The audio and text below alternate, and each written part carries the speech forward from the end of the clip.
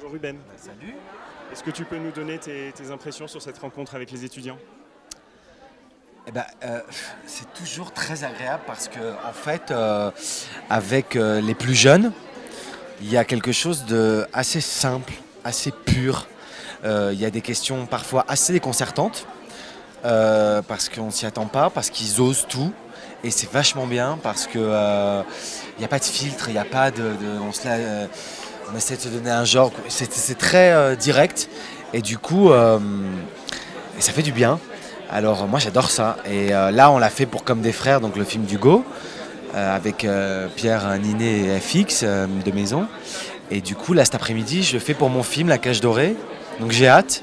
Moi ils sont un peu plus âgés, ils sont en terminale, donc mais j'adore ça et en ce moment je suis en train de faire un peu un tour du monde avec mon film. Je suis en train de rencontrer beaucoup de différentes cultures, des gens complètement différents.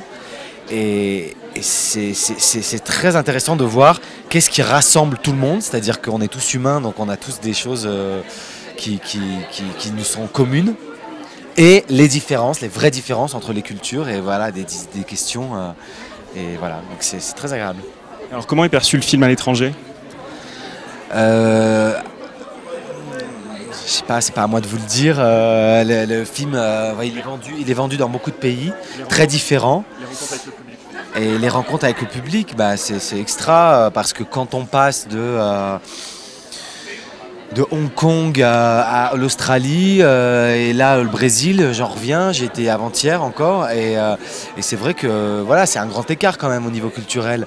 Et quand je monte mon film par exemple à Vienne en Autriche et que d'un coup le public est très très silencieux et je me dis bon ils vont détester quoi, je me dis ils ont détesté le film, et qu'à la fin ils me disent c'était super et qu'en fait ils ont vachement bien compris, qu'ils te posent des questions hyper pertinentes, je me dis ah oui, donc c'est culturel en fait, parce que là j'étais à Rio de Janeiro, j'ai projeté le film et c'était l'euphorie, ça hurlait, alors évidemment c'est le Brésil, on s'exprime, ça n'a rien à voir, mais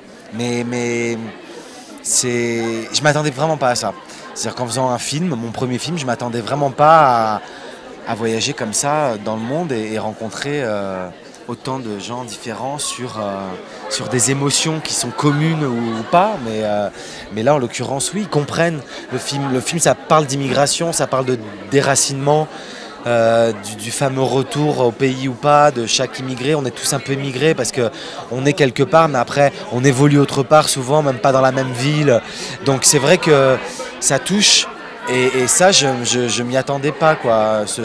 La partie sociologique du film, ça m'a surpris vraiment, des gens vraiment avec beaucoup d'émotions qui viennent me voir, qui me disent mais votre film il m'a bouleversé. Alors ça c'est ouais. Prochain projet?